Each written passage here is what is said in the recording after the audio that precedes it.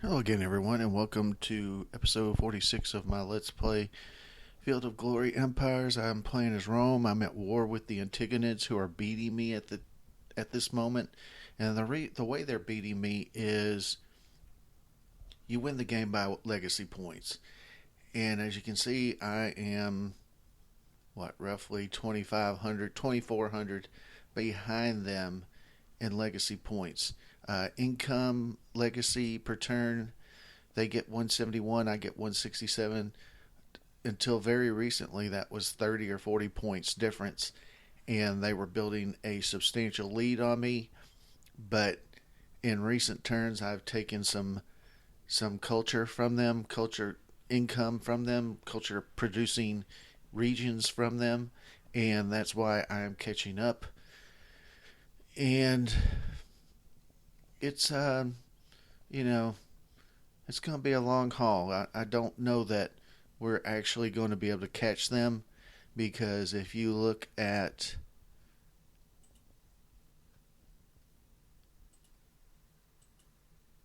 well, that doesn't say it, but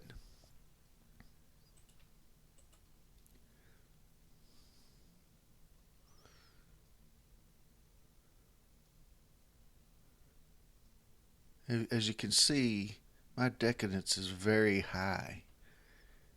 And decadence is what causes you to become old and decadent. I mean, it's quite comical, I guess, in the sense that I have to use the very word that they use to describe what's going on. But once your empire becomes decadent, it starts becoming an old empire, and in real life, that's exactly what happened to Rome.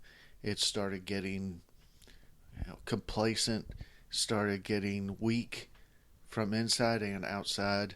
Uh, they were being they were being threatened by German tribes, and eventually, obviously, they were actually overthrown by German tribes, or conquered by German tribes. Especially the city of Rome was sacked by Germanic type tribes, and that's kind of where I am right now. Is it says it's 117 BC, which is before current era or something like that. I don't know, but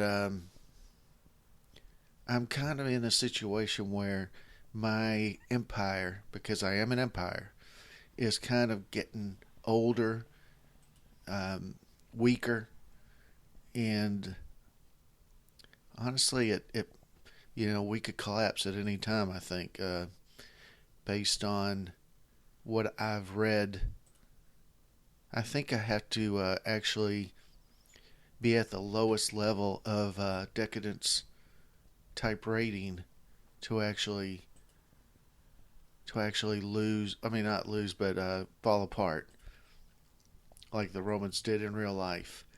What is that? Palace Library. Ooh, that looks really sweet.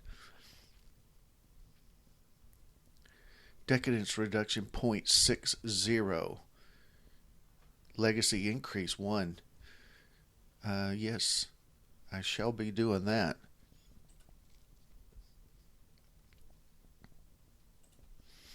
And if we look at my regions, my population, and I sort by loyalty,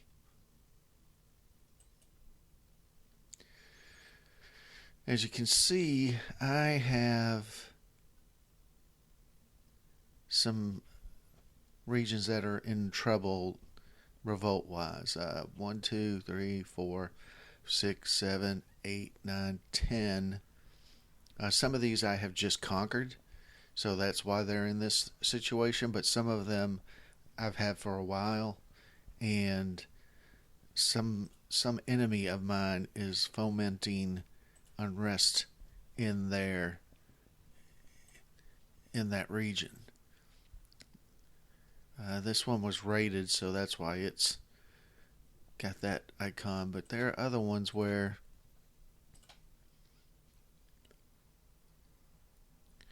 Actually, why don't I just take a look and this determine which ones?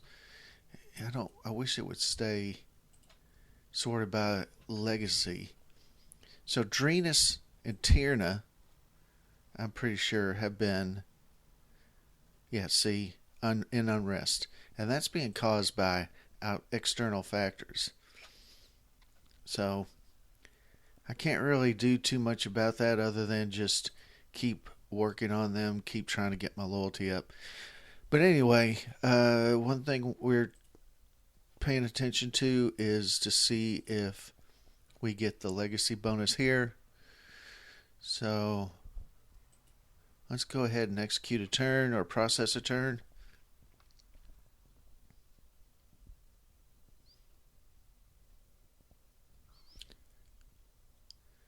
I'm afraid I'm not going to get credit for that because I moved during the turn that I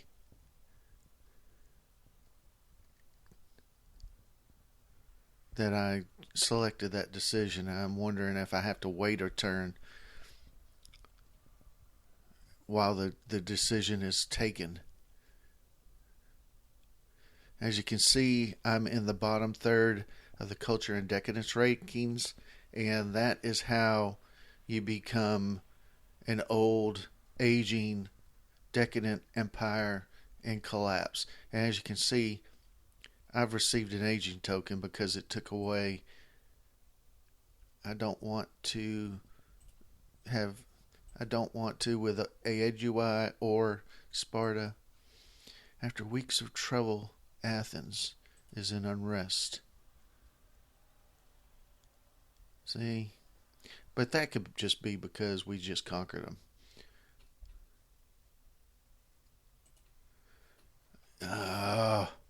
See, now I kind of gotta.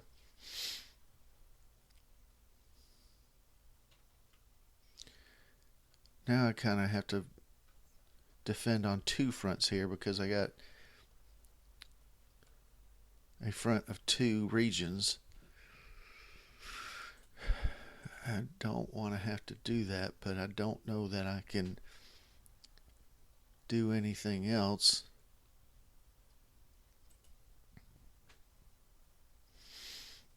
I may just keep just one up here and hopefully it will be able to defend each one. So as you can see, I have three regions I have to cover at this point. But if I take these two regions or these two, then I'll only have to cover two regions unless I, of course, take these, which they probably will. The local forces that crush the invaders. The local crush the invaders. All right, we finally got a good general, a 2-1 general. Travels report a serious plague near Rome. Population in Rome decreased. And we've received an aging token, which we've already discussed. Did I get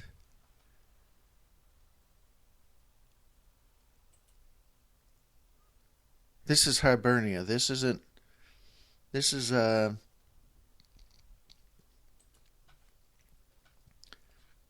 think it did give me. Yeah, I should have kept my. I should have tracked how many points I had last turn. As you can tell, we're up to 170. So here is mine up against Hibernia. So we will go into decisions and a periplus to distance Hibernia. And I get a 150, and then I also get 250 culture in my capital. So we'll do that. I'm not really too worried. I'm gonna take away that leader just in case he might die if we lose those ships, which we probably will.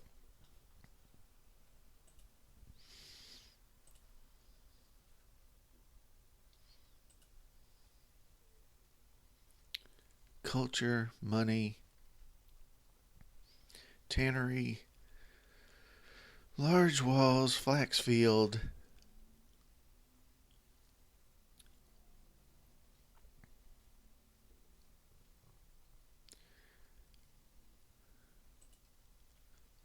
Oh, yeah, I want to. So he's a 1-1, and he's a 0-2.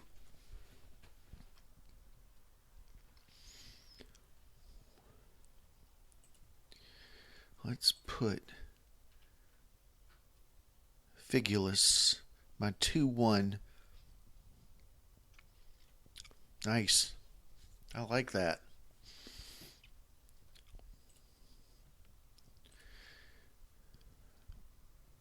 Loyalty bonus 6. Their loyalty is 84. Bronze works. Money and metal. And see, minus 167. I don't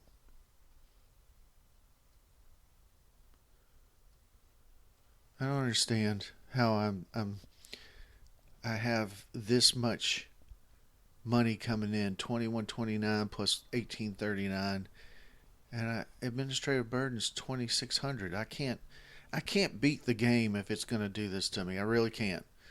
Um, I don't know what to do. I am completely perplexed by that mechanism, because you would think that they would just take as much to the point where you didn't get a lot of income per turn, but I don't understand why they take as much where you actually lose money. Yeah, because I can't afford it. If I, oh yeah, I do need this. A cult site. It will help convert people to my ethnicity, which it says conversion bonus 5%, and everybody in this place is 100% Hellenic, and so I don't want that. I want them to be italic. But getting back to that administrative burden thing, I don't understand exactly why they think it is necessary to take more money than I produce. I mean, I get that in real life that probably happened as well, but how, they don't give me a mechanism to defeat this, to keep this from happening. So I don't know if I'm going to be able to survive that.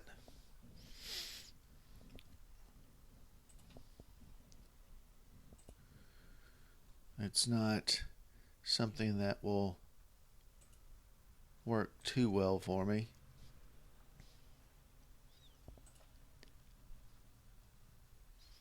What is it? Oh, an Acropolis. There's still in there an unrest. I'm building something there. I've got an academy going in Migdonia, so I want that to keep building as quickly as possible. Spinning Mill Fair, so they're okay to build something.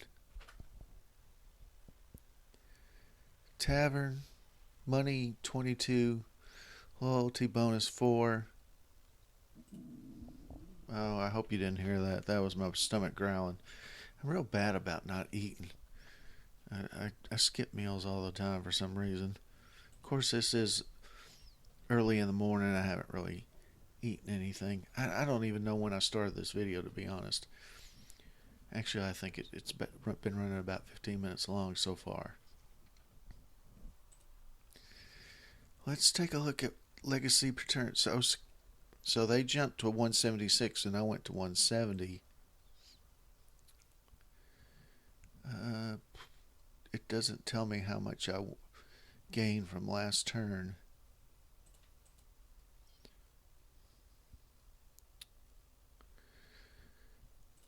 But that's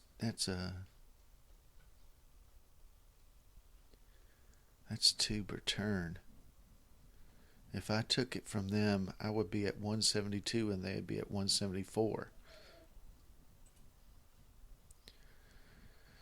So let's take note of the level I'm at, 13,713, and see if I get that nice little bonus from the Periplus.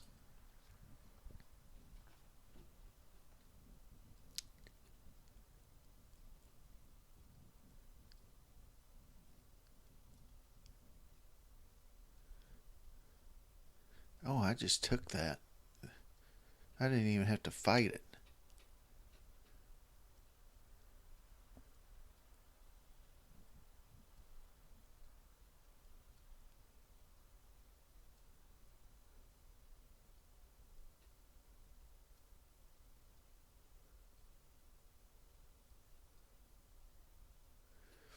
So we went from 13,713 to 13,986. That's only 200 points.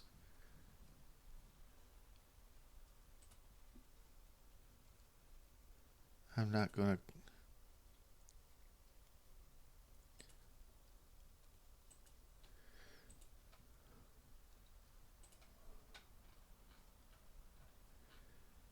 So the Periplus is finished. So we can try to save these guys now. I doubt we'll save them, but our armies marched into a discus. That's this one, our discus. We were rated. Wow, a 0-0 retired from active duty, and a 0-1. And well, hell, I'm gonna have to do this, aren't I? Because I can't keep up with administrative expenses. It's as simple as that. We will have enough food for them. Look at that. Their combat power is awesome.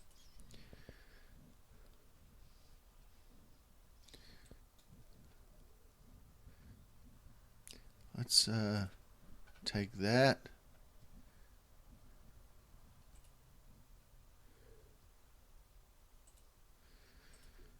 Let's take that. Excuse me.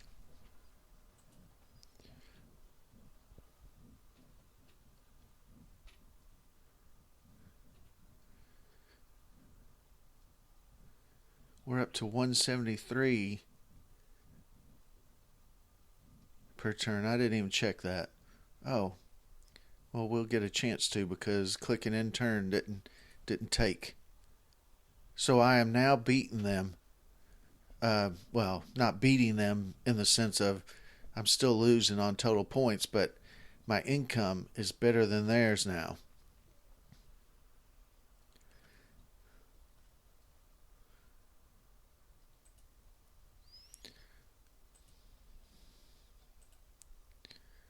Ooh, a wax workshop.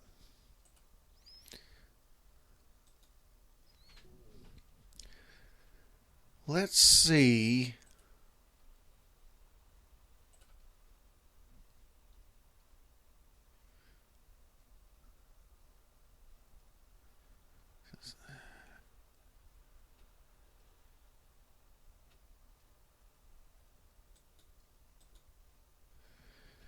Let's buy some of those, but I'm literally to the point where I can't. I'm going to be broke in 8 or 9 turns. All right. So let's try this again. Process a turn.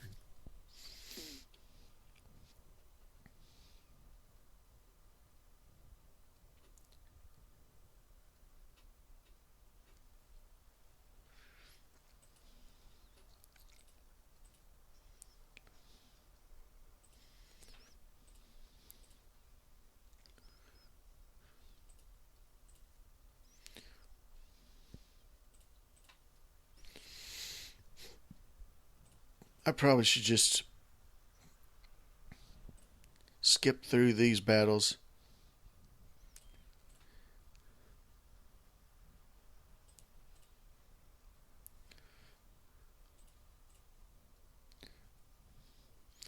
Because they're just massacres.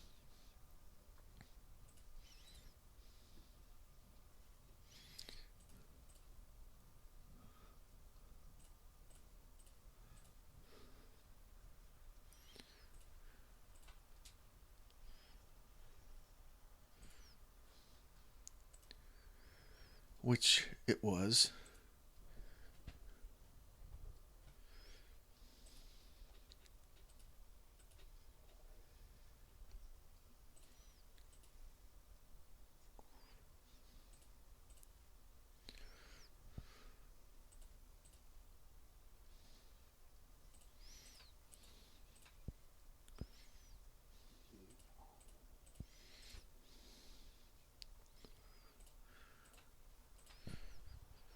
Okay.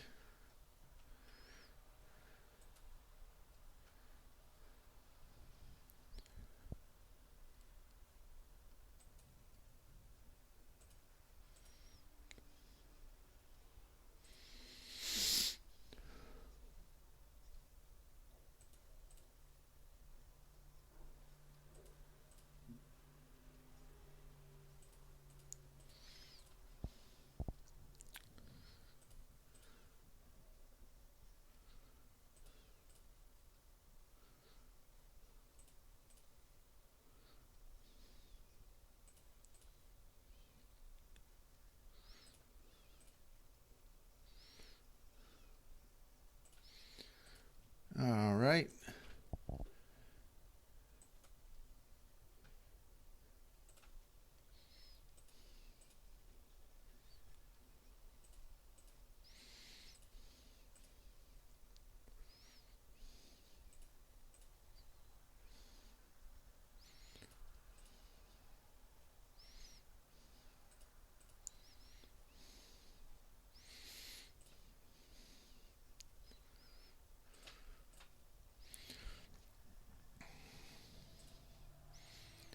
Oh, I can't believe that. They screwed me. They screwed me there. I cannot believe that I got a general, a 2-1 general in one turn, and they killed him off in the next turn. Unbelievable. Oh my God. I don't believe that at all. That is unbelievable. Look, I'm at 176 now.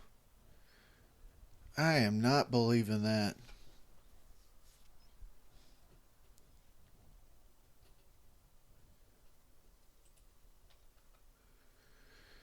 Not yet. Not yet.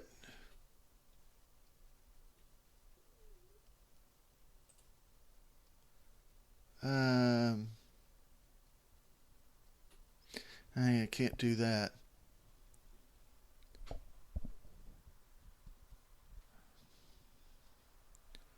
I'm sorry, I can't do any of that. It pisses people off too much. No, I'm not going to gather mercenaries. Oh, we got another 2-1 general. We got a 2-0 general. And we got an 0-2 general. Wow. So it's finally starting to pay off. All those military academies. Petronius.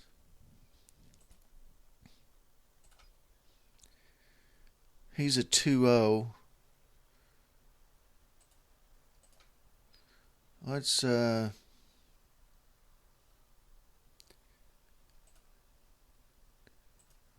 move this guy back here. Just conquered one more turn.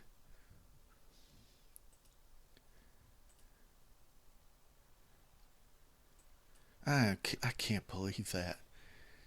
You know, the reason I lose these almost immediately, I'm wondering if it's because of low loyalty, and as soon as one of their military units moves into a low loyalty region that I've conquered from them, they just immediately revert back and say, screw you, Romans. we're Macedonians and a Macedonian army is here, and so we're flipping our loyalties. I wonder if that's the case. That would make sense. I would understand that very much so.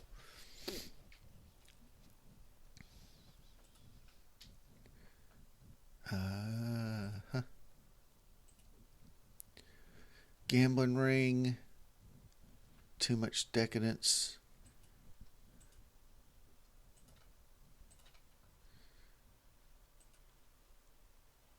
Scriptoriums. We always like a scriptorium.